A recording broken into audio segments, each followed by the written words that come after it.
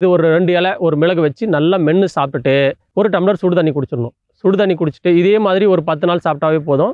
அவங்களுக்கு எப்பேற்பட்ட சுகராக இருந்தாலும் அவங்களுக்கு கட்டுக்குள்ளே வர்றதை பார்க்கலாம்.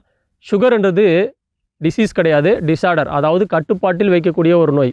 கட்டுப்பாட்டில் நமக்கு வந்துருச்சுன்னா நாம தான் மறுபடியும் இது பண்ணிக்கணும். மறுபடியும் என்ன பண்ணுறது, பேக்கரியில் விற்கிறது ஃபுல்லாத்தையும் எடுத்து கட்டுறது, அப்புறம் வந்து பார்த்திங்கன்னா ரொம்ப அதிகமாக இனிப்பு தன்மையான உணவுகளை நிறைய சாப்பிட்றது அப்படின்னு இருந்தால் மறுபடியும் அது வரும்.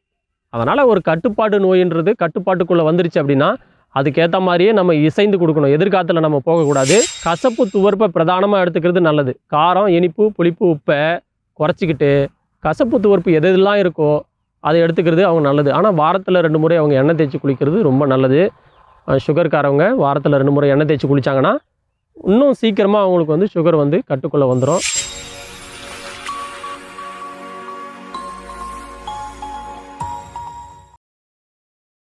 ரெண்டே 2 இலை போதும். எப்பேற்பட்ட சுகராக இருந்தாலும் அது கட்டுக்குள்ளே கொண்டு வரும். காலையில் எழுந்த உடனே 2 இலை ஒரு மிளகு வச்சு மென்று சாப்பிட்டுட்டு கொஞ்சம் தண்ணி குடிச்சிட்டா போதும். ஆனால் இதுக்கு பேர் வந்து பார்த்திங்கன்னா சிரியா நங்கை அப்படின்னு பேர் இதுக்கு. இது மிளகாய் நங்கை அப்படின்ற கூட பேரும் கூட இருக்குது. மிகுதியான கசப்பு சுவையுடையது.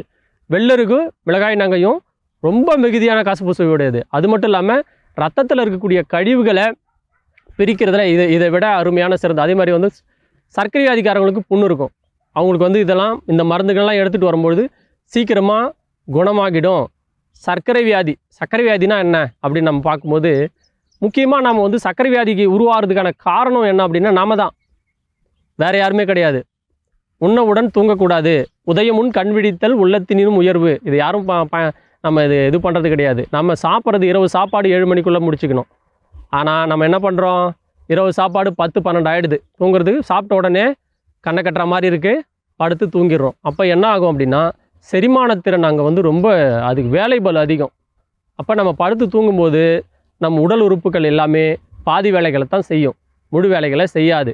அதுதான் வந்து இரவு சாப்பாடு சாப்பிட்ட உடனே கொஞ்சம் நடக்கணும். ஒரு 10 நிமிஷமாவது ஒரு 15 நிமிஷமாவது கொஞ்சம் நடக்கிறது ரொம்ப ரொம்ப நல்லது. இரவு சாப்பாடு காலை சாப்பாடு ராஜா மாதிரியும், மதியான சாப்பாடு மந்திரி மாதிரியும், இரவு சாப்பாடு பிச்சைக்கார மாதிரியும் சாப்பிடணும். ஆனால் நாம் எப்படி பண்ணுறோன்னா இரவு சாப்பாடு ராஜா மாதிரியும், மதியான சாப்பாடு மந்திரி மாதிரியும், காலை சாப்பாடு பிச்சைக்கார மாதிரியும் சிலவங்க சாப்பிட்றதே கிடையாது. காலை உணவை தவிர்க்காதே, அது சர்க்கரைக்கு காப்பு. பழமொழி. வெட்ட வெளி தூக்கம் நிலவொளி தாக்கம் விட்டு விடல் மிகவும் நன்று அப்படின்னு சொல்கிற மாதிரி காலை உணவு சாப்பிடலாம் அப்படின்னா அது சர்க்கரைக்கு காப்பு. நம்ம இரவு ஃபுல்லாகவே வந்து பார்த்திங்கன்னா 8, 10, 12 மணி நேரம் வரைக்கும் நம்ம வயிறு வந்து நமக்கு வந்து எம்டியாக தான் இருக்கும். நம்ம வயிறு வந்து எதுவுமே உணவு இல்லாமல் தான் இருக்கும். அப்போ காலை உணவு என்ன பண்ணுவாங்கன்னா ஒரு சிலருங்க டீயோ காஃபியோ குடிச்சிட்டு 12 மணிக்கு சேர்த்து மதிய உணவை சாப்பிட்டுக்குவாங்க. ஆனால் இது ஒரு தவறான காரியம். இது ஒரு தவறாக நம்ம வந்து செஞ்சுக்கிட்டு வரோம். இது நாளடைவில் நம்ம இப்படியே செஞ்சுக்கிட்டு வரும்போது கணையம்ன்ற ஒரு உறுப்பு, அதாவது இயக்க நீர்னு சொல்லக்கூடிய இன்சுலினை சுரப்பு வந்து கொஞ்சம் கொஞ்சமாக நிறுத்திக்கும். அப்போ இயற்கையான ஒரு இன்சுலின் எதில் இருக்குது அப்படின்னா நம்ம உமிழ்நீரில் இருக்குது. நம்ம நிறைய பேர் நீங்கள் பார்க்கலாம், ரோடு ஓரங்கள்லேயும் நிறைய பேர் நீங்கள் போகும்போது பார்க்கலாம், எச்சில் துப்பிக்கிட்டே இருப்பாங்க. உண்மையாகவே அவங்களுக்கு வந்து ஏதாச்சும் ஒரு நோய் இருக்கும். எச்சில் துப்புறவங்களுக்கு ஏதாச்சும் அவங்களுக்கு நோய் இருக்கும் கண்டிப்பாக. இந்த உமிழ்நீர்ன்றது தேவாமிர்தம்னு சொல்லுவாங்க. இந்த உமிழ்நீரை யார் அதிகமாக கீழே துப்புறாங்களோ அவங்களுக்கு கண்டிப்பாக நோய் இருக்கும். அதனால் உமிழ்நீரை வந்து எப்பயுமே கீழே துப்பக்கூடாது. சாப்பிடும் பொழுது உணவை நன்றாக வேக வைத்து சாப்பிடுவது ரொம்ப நல்லது. அதே மாதிரி நம்ம என்ன தான் வெந்தாலும் எப்படி தான் பண்ணாலும் முதல்ல மாதிரி முழுங்கிறதுல தான் நம்ம முதலிடமாக இருக்கிறோம். ஏன்னா ஒரு உணவை குறைஞ்சது ஒரு 15 நிமிஷமாவது நல்லா அதை ருசித்து சமணங்கால் போட்டு நல்லா முதுகு தண்டை நேராக வச்சு அதை மென்று வாய் மூடி சாப்பிட்ணும். நமக்கு இறைவன் உதடு, பல்லு, நாக்கு, அன்னம் சொல்லக்கூடிய உள்நாக்கு இத்தனை உறுப்பு கொடுத்தோம். நம்ம என்ன பண்ணுறோன்னா ஒன்றையை உருட்டி முதல்ல மாதிரி வாயில் போட்டு முழுங்கிடுறோம். அதே மாதிரி தண்ணி குடிக்கிறது கடைசியாக குடிக்கிறோம். ஆனால் உடல் மொழியை அறிஞ்சு தண்ணி குடிக்கணும். உடல் மொழி அப்படின்னா ஒவ்வொரு உறுப்புகளுக்கும் மொழி இருக்குது. இந்த உடல் மொழியை அறிஞ்சு நம்ம வந்து உணவு அருந்தும் பொழுது நமக்கு இடையில விற்கும்.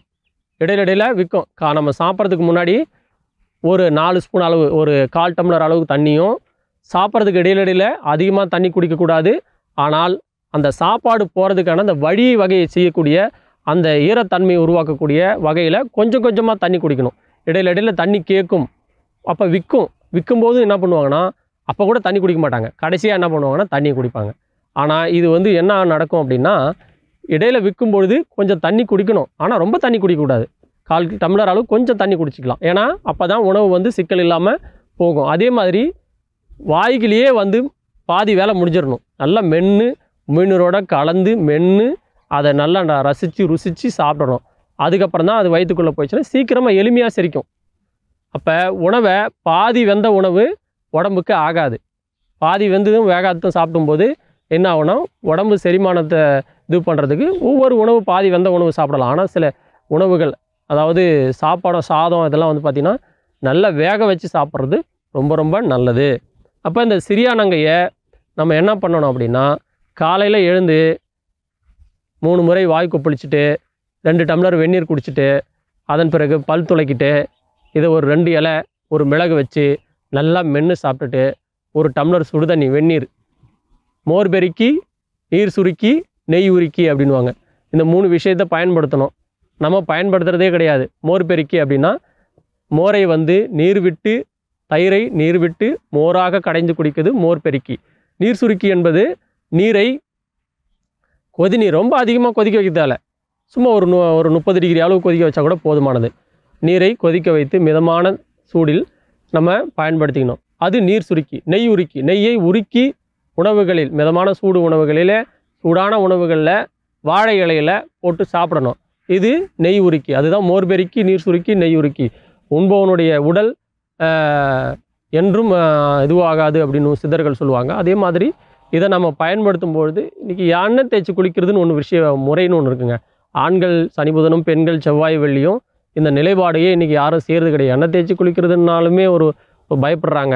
இந்த மூலிகையும் அதே மாதிரி தான், மிளகாயினங்கைன்னு சொல்லக்கூடிய சிறியானங்கை, இது ஒரு 2 இலை ஒரு மிளகு வச்சு நல்லா மென்று சாப்பிட்டுட்டு 1 டம்ளர் சுடு தண்ணி குடிச்சிடணும். சுடு தண்ணி குடிச்சிட்டு இதே மாதிரி ஒரு 10 நாள் சாப்பிட்டாவே போதும். அவங்களுக்கு எப்பேற்பட்ட சுகராக இருந்தாலும் அவங்களுக்கு கட்டுக்குள்ளே வர்றதை பார்க்கலாம். சுகர்ன்றது டிசீஸ் கிடையாது, டிஸார்டர். அதாவது கட்டுப்பாட்டில் வைக்கக்கூடிய ஒரு நோய். கட்டுப்பாட்டில் நமக்கு வந்துருச்சுன்னா நாம் தான் மறுபடியும் இது பண்ணிக்கணும். மறுபடியும் என்ன பண்ணுறது, பேக்கரியில் விற்கிறது ஃபுல்லாத்தையும் எடுத்து கட்டுறது, அப்புறம் வந்து பார்த்திங்கன்னா ரொம்ப அதிகமாக இனிப்பு தன்மையான உணவுகளை நிறைய சாப்பிட்றது அப்படின்னு இருந்தால் மறுபடியும் அது வரும். அதனால் ஒரு கட்டுப்பாடு நோயின்றது கட்டுப்பாட்டுக்குள்ளே வந்துருச்சு அப்படின்னா அதுக்கேற்ற மாதிரியே நம்ம இசைந்து கொடுக்கணும். எதிர்காலத்தில் நம்ம போகக்கூடாது. அப்போ காற்று வழியாகவே நம்ம போகும்போது நமக்கு ரொம்ப எளிமையாக இருக்கும். நம்ம எதிர்காலத்தில் போகும்போது என்ன ஆகும்னா அது கொஞ்சம் கஷ்டமாகவே இருக்கும். அதனால் வந்து நம்ம வந்து அதுக்கேற்ற மாதிரியே நம்ம நிலைப்பாடுகளை மாற்றிக்கொள்ளணும். அதனால தான் 10 நாள் அதிகபட்சம் ஒரு 10 நாள் எடுத்தாலுமே கண்ட்ரோலுக்கு வந்துடும். கசப்பு துவர்ப்பை பிரதானமாக எடுத்துக்கிறது நல்லது. காரம், இனிப்பு, புளிப்பு, உப்பை குறைச்சிக்கிட்டு கசப்பு துவர்ப்பு எதெல்லாம் இருக்கோ அதை எடுத்துக்கிறது அவங்க நல்லது. ஆனால் வாரத்தில் 2 முறை அவங்க எண்ணெய் தேய்ச்சி குளிக்கிறது ரொம்ப நல்லது. சுகர்காரவங்க வாரத்தில் 2 முறை எண்ணெய் தேய்ச்சி குளித்தாங்கன்னா இன்னும் சீக்கிரமாக அவங்களுக்கு வந்து சுகர் வந்து கட்டுக்குள்ளே வந்துடும். சர்க்கரைன்றது வந்து ஒரு கணையத்தை நம்ம பாதுகாப்பாக வச்சுக்கிட்டு இருந்தாலுமே நமக்கு வந்து சர்க்கரைன்றது நமக்கு வராது. கணையத்தை பாதுகாப்பாக வச்சுருந்து ரொம்ப கடுமையான உணவுகளை கணையத்துக்கு ஆகாது. எளிமையாக செரிக்கக்கூடிய உணவுகள் தான் அதுக்கு ஆகும். அதெல்லாம் பார்த்து பக்குவமாக இந்த மூலிகைலாம் எடுக்கும்போது நல்ல குணம் தெரியும். நன்றி, வணக்கம்.